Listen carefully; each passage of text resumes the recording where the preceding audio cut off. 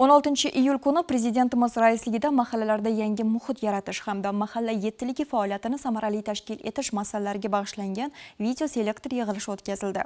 Unda mahallalarni obod va xavfsiz hududga aylantirish borasidagi ishlar tahlil qilinib, ustuvor vazifalar belgilandi.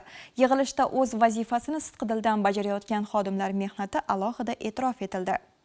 Jumladan Termiz shahar Guliston mahallasi profilaktika inspektori Odilbek Jabborovga namunali xizmati uchun muddatidan oldin kapitan unvoni topshirildi. Hozir shu haqida.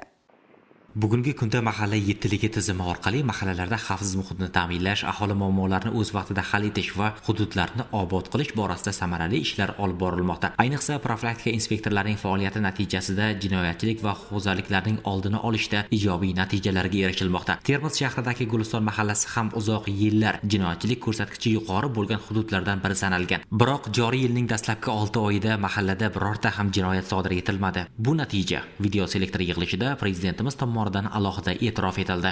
Joriy yilning 6 oy davomida mening mahallamda birorta ham jinoyat sodir etilmadi.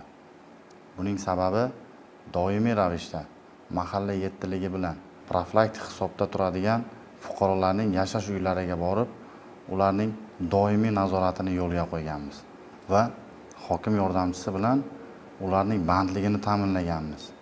Mening mahallamda huquqbuzarliklarni oldini olish uchun mahallaga biriktirilgan post patrul xizmati xodimlari hamda qo'riqlash xodimlari bilan hamkorlikda ishlarni tashkil etganmiz. Huquqbuzarlik sodir etilishi mumkin bo'lgan joylarga post patrul xizmati hamda qo'riqlash xodimlarini o'zim xizmatga jalb etib, so'rovini ham o'zim qilib bormoqdaman. Shu sababli mening mahallam 6 oy davomida birorta ham jinoyat sodir etilmasligi ta'minlandi. Muhtaram prezidentimizning kuni kecha bo'lib o'tgan yig'ilishlarida mening kamtarona xizmatimni yuqori baholab, menga muddatidan oldin kapitan unvoni taqdim etildi. Bu kapitan unvoni katta mas'uliyat yuklaydi. Men bundan albatta minnatdorman. Mahallada jinoyatchilikning oldini olishda, aholi bandligini ta'minlashga ham alohida e'tibor qaratilmoqda. Doimiy ish o'rni va barqaror daromadga ega fuqarolar sonining ortishi huquqbuzarliklar kamayishiga ham ijobiy ta'sir ko'rsatmoqda. 3 yildan beri ishsiz edim. Mahalla yettiligi yoki uchrashdim, shu yerga ishga joylashtirdi. Biz Surxonsohil kommunal tashkilotda ishlayapmiz. Ro'zg'orimizda oilamizni kamchiliklarni bitirib yuribmiz. Mahalla yettiligiga rahmat, shu yerga ishga joylashtirishdi, shu yerga ishlab yuribmiz. Biz xotirjammiz. Farzandlarimiz maktabga, o'zimiz esa ishga bexavotir boramiz. Mahallamiz tinchligi ishonchli qo'llarda ekanini his qilamiz, deydi mahalla nuroniylaridan biri. Mahallamiz tinch. Kechqurunlari bemalol nevaralarimiz bilan aylanishlarga chiqamiz. Ular atrofimizda to'la nima sharoit kerak bo'lsa bor. Do'konlarga jo'natadigan bo'lsa ham bemalol bolalarimiz borib kela oladi.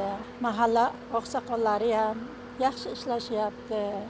Bundan keyin ham yurtimiz tinch bo'lsin, osmonimiz musaffo bo'lsin. Yurt tinchligi va fuqarolar osoyishtaligini ta'minlash yo'lida fidoyilik bilan xizmat qilayotgan xodimlarning mehnati davlatimiz tomonidan munosib qadrlanmoqda. Prezidentimiz tomonidan profilaktika inspektori Odilbek Jabborovning muddatidan oldin navbatdagi maxsus unvon bilan taqdirlangani uning fidokorona xizmatiga berilgan yuksak e'tirof bo'ldi. Surxondaryo viloyatidagi barcha mahallalarda prezidentimiz boshchiligida o'tkazilgan selektorda belgilangan vazifalar ijrosi izchil davom ettirilmoqda.